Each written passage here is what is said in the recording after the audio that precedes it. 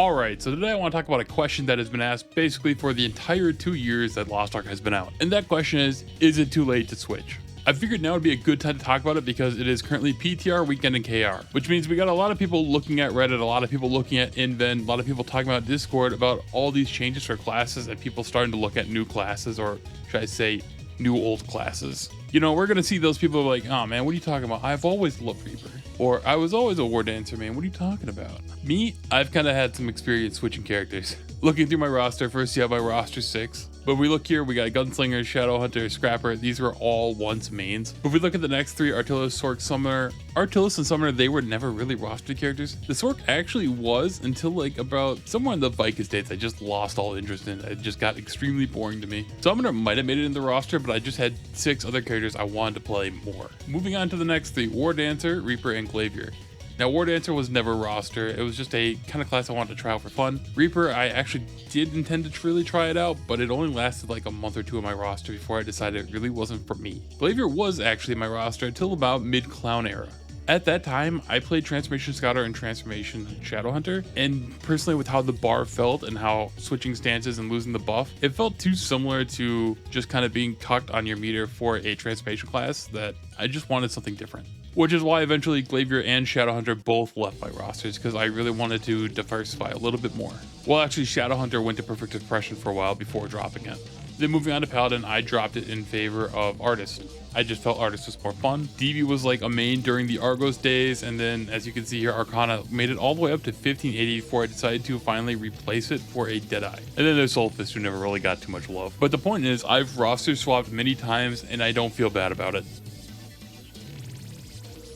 Of course, my answer is going to be no, it's not too late. This is a question that's always asked throughout the time of Lost Ark, and it's going to be keep on asking over and over. You know, looking at Reddit, we can see posts that are like 2 years ago asking about if it's too late to start alts or main swap back in the Argos days. Ironically, talking about this right now lines up pretty well with a conversation going on in the community, because people are now talking about honing and the problems that we've had with our accelerated progress. Personally, this is something that I've always thought about, and it's something that I might make a dedicated video because I think it's beyond honing. But for now, I just want to talk about raising new characters or replacing roster characters and stuff like that, because that low rate of progress that we do have right now does obviously affect these characters quite a bit. Anyone who's been around the game, you know, going through these tiers and probably up to like Hangle and stuff like that, you know how it is just progressively getting extremely worse and worse on how it is to hone and progress through. This is literally just the cost of trying to catch up to KR. Because Progression in Lost Ark is really just a time gate, and now you're trying to squish all this information in a shorter windows, which means you just have less time to get everything.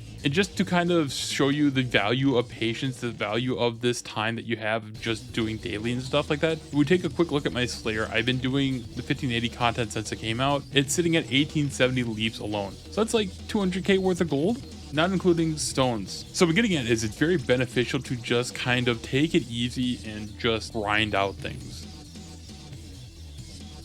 Now back onto the original topic. You can main swap, you can roster swap, you can switch at any time. It's just that going to be the later you switch, the harder it's going to be, the longer it's going to take. What used to take like basically within a month, a couple weeks to catch up to your roster, maybe in Vault and Vicus, a little bit of Clown, is now going to turn into effectively a few months for a normal free-to-play player or somebody who doesn't really just wail on materials. And I can say it with confidence because if we look, I made my Deadeye back in August and I haven't been buying shards on it. For shards, that's been kind of like a solo self-funded adventure, because buying shards is basically speedrunning yourself to poverty.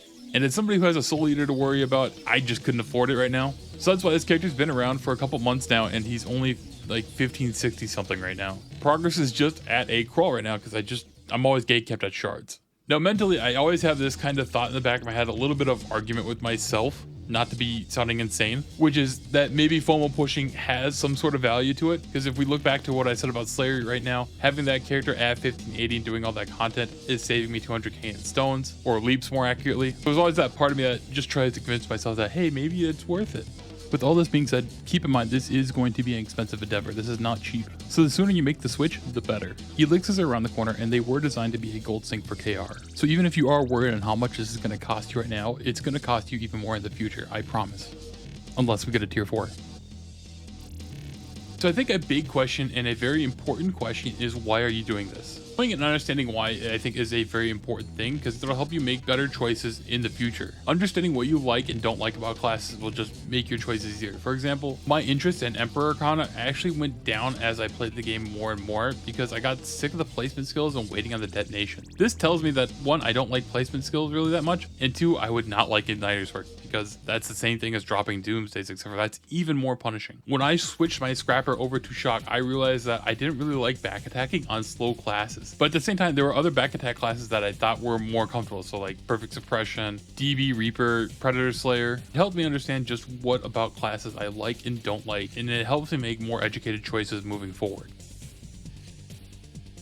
Now, if this isn't about fun and enjoyment, and this is just about meta chasing, brother, I hope you have that credit card ready. Let's look at a brief history of trending classes in Lost Ark and NA. With the help of Stoops, Deathflow Striker and Shock Scrapper both popped off pretty big in the NA community. He made them, he had some good clips, and then the prices of the books of those just skyrocketed. Before any patches, there was Surge Deathblade and Igniter Sword. Those are 2 classes that everybody just agreed was really strong and things that were just super meta. And then when these balance patches and reworks started to hit, then we saw the rise of the Barrage Artillerist, the Master Summoner, a little bit of a good rise for Arcana as well. And then we had more reworks afterwards. So now we have Sharpshooter and Glaivier, which are considered 2 of the strongest classes in the game. And of course, there's also Slayer, which was launched. So if you were to follow these, oh, this class is OP, flavor of the month, flavor of the patch kind of thing, you have a very expensive road ahead of you. As a live service game, a game that constantly gets reworked, patched, and then rebalanced, this is going to happen. There are going to be changes into what's popular, what's powerful, and what's not. With the current PTR, now people are looking at War Dancer, they're re-looking at Deathblade, and then Scrapper. The truth about the meta, the truth about tier list, something I've advocated about is there's too many factors in Lost Ark for that to be really even something that should matter to you. There's too many points of power, there's too many things to consider, like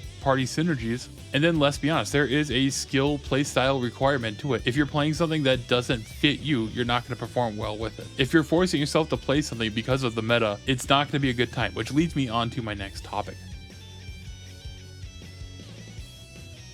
So what I'm getting at is these choices that you make should be about your own personal fun and enjoyment. Don't get influenced. I firmly believe that how much you enjoy the class, how much you like the character, is really going to affect your performance and outcome. Like if you're a summoner player and you hate missing your cures, which of course you do, you hate missing it, but say it starts affecting your mental state and you just kind of get upset with it, it tilts you off, and then even when you're playing further on, you're just worried about it and just kind of upset and thinking about it. You're going to play differently when you're in that mental space. You're going to be thinking a little bit probably more rash, a little more aggressively, and you're going to be trying to make up for those lost cures, which is probably going to make you miss even more because now you're just trying to make up for the DPS because you're meta Andy, you're chasing that DPS meter. You know, somebody's got it in your party probably. Which, by the way, don't run a DPS meter. In KR, that is a bannable offense. Don't risk your account over that here. But what I'm getting at is it affects your mentality and it can distract you from the fight because now you're too worried about your own damage and all that stuff as opposed to the fight itself. It's going to lower your performance overall as opposed to having a class that you just have a ton of fun playing and you're just enjoying the fight because you enjoy the class. In MMOs and even in fighting game, it's like if I pick a high tier, it's like, oh,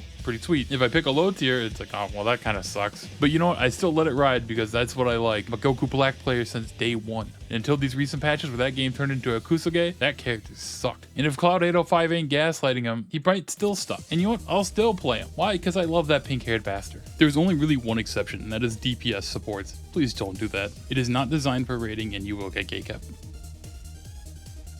Now, when you do decide to bench a character, now think about how that character can still benefit you. You can still run Chaos on it, you can still run Guardians on it, and still make some gold back on this character. Additionally, you could still run this character and use it in your roster until you get this new character up. You could use your old character to still run raids and get raw gold out of it, while if your new character that you're trying to push is your 7th character, you can get your raid boxes for free. As long, of course, you know, you've obtained gold on 6 characters on your roster before getting any boxes on that character. Obviously, a lot of this depends on your situation and your choices. If you bench a character, you're probably going to want to take its gems off, but if you're going to be doing Chaos, that's perfectly fine. You could just throw like purple gems on it or even no gems on it. But if you're raiding and doing Guardians, then yes, you're going to have to consider where you kind of want to leave it with gems if you want to start moving gems off to a more important character to you. Another little tip would be if you're like me and you get all those Una tasks +1 and then instant complete things and you're just sitting on them, after you complete your dailies, just pick up and instant complete 3 shard dailies. Just do that till your tickets are gone. Alright, for a little fun here before we go, let's just take a quick look at this post on Reddit. This is a tier list on the KR PTR 2 minutes Trixion testing of every class. And as you can see, the top 2 rows, those are all reworked classes. Most of them being the ones just from the recent rework plus Glavier. Now one would think these classes are going to get a bit of a nerf before they go live, but we'll see. Obviously this is just Trixion parsing from one source, but this is the kind of information people eat up and then that's what they decide to make a new character out of. When classes like Sharpshooter, Summoner, Barrage Artillers, those things popped off, people were looking at tier list too and looking at how much they did in Trixion. Now even though I said to just look at this for fun, there is actually a bit of a takeaway from this. In the comments there are people saying these ranges are wrong for certain classes, with even a few YouTube links down there, because we don't really know the sources of these numbers. They might be sourced from other people who are more expertise in these classes, or it could be done by a single guy who just really wanted to try parsing on everything. So part of it's like, hey, it's a trust me bro situation. And then something to really remember is, especially when it's parsing on Trixion, is look at how many of these are back attackers up top. That amount of uptime is not something you're going to have in a real scenario, and classes like Gunslinger and Sharpshooter are going to pop off is because they can attack pretty much all the time at almost any range. And that's just how things are. That's how things have always been. A non-positional class is going to get closer to their Trixion DPS than a positional class because they don't have to worry about boss movement or anything like that, which is why I love my Evo Scout. I get a shield and I just keep on swinging. Your general uptime and your whatever type of uptime you might have to do, so back attack or front attack, are the biggest things, not your class. Because remember, they stated why they're deleting Entropy. The set creates such a drastic difference between the floor and the ceiling. And when you have low uptime, low back attack time, the floor is exceptionally low. And as you can see from this list, with a high uptime, your damage is straight to the moon. So part of me wonders how much of this is actually going to get changed. They're just going to let this ride and then they're just going to be like, oh, well, the intro for deletion will kind of fix this. Which, yeah, that is going to have another big shakeup on the meta. Because they also might do something with the engravings for Ambush Master. They might even adjust Hit Master or Master Brawler. We'll have to see what they do with positional engravings and positionals in general. And then another thing is we don't know the conditions of this. Is this 100 quality everything? Is this 5x3? Is this 5x3 plus 2? Are they all running their optimal elixirs? You just don't know how fair of a comparison this really is, or really any tier list. So yeah, take it from me, somebody who has switched characters 6 times and now it's going on 7 once Soul Eater comes out probably, unless I absolutely hate the class. You can roster swap, you can main swap whenever you want. It's just the later it is, the harder it's going to be, the longer it's going to take, unless you're willing to swipe away your problems. Don't be influenced by tier list and meta and stuff like that. You know, if you're playing a low tier class or a class that hasn't been updated yet, your time to shine might still come. But that'll be it for this video, so thanks for watching and I'll catch you next time.